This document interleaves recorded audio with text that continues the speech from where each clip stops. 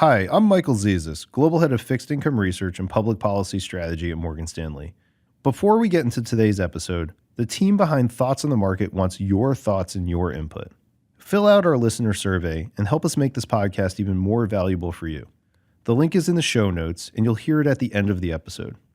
Plus, help us help the Feeding America organization. For every survey completed, Morgan Stanley will donate $25 toward their important work. Thanks for your time and support. On to the show. Welcome to Thoughts on the Market. I'm Andrew Sheets, Head of Corporate Credit Research at Morgan Stanley. Today, I'm going to talk about a potential silver lining to the significant uptick in uncertainty around U.S. trade policy. It's Wednesday, February 12th at 2 p.m. in London.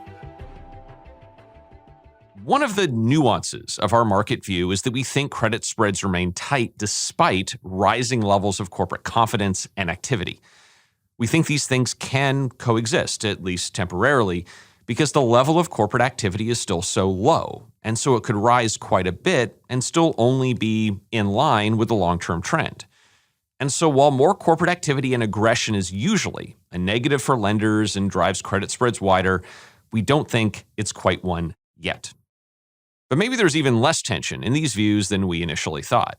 The first 4 weeks of the new U.S. administration have seen a flurry of policy announcements on tariffs.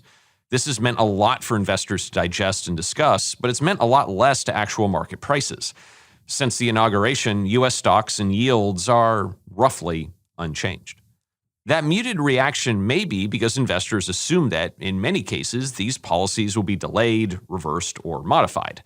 For example, announced tariffs on Mexico and Canada have been delayed. A key provision concerning smaller shipments from China has been paused. So far, this pattern actually looks very consistent with the framework laid out by my colleagues Michael Zezas and Ariana Salvatore from the Morgan Stanley Public Policy team.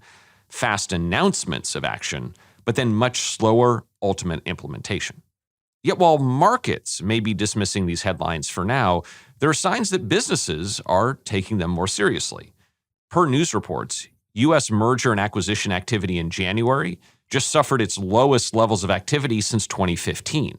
Many factors could be at play, but it seems at least plausible that the will they, won't they, down to the deadline nature of trade policy has increased uncertainty, something businesses generally don't like when they're contemplating big transformative action.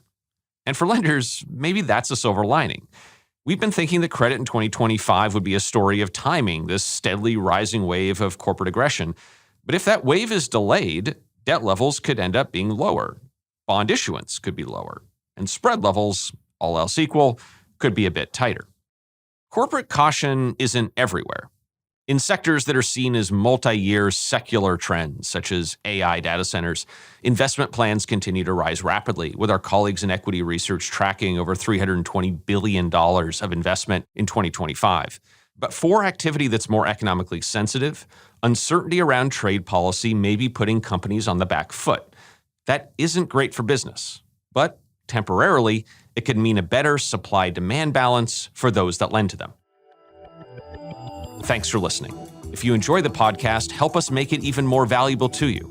Share your feedback on the show at morganstanley.com/podcast-survey or head to the episode notes for the survey link. The preceding content is informational only and based on information available when created. It is not an offer or solicitation, nor is it tax or legal advice. It does not consider your financial circumstances and objectives and may not be suitable for you.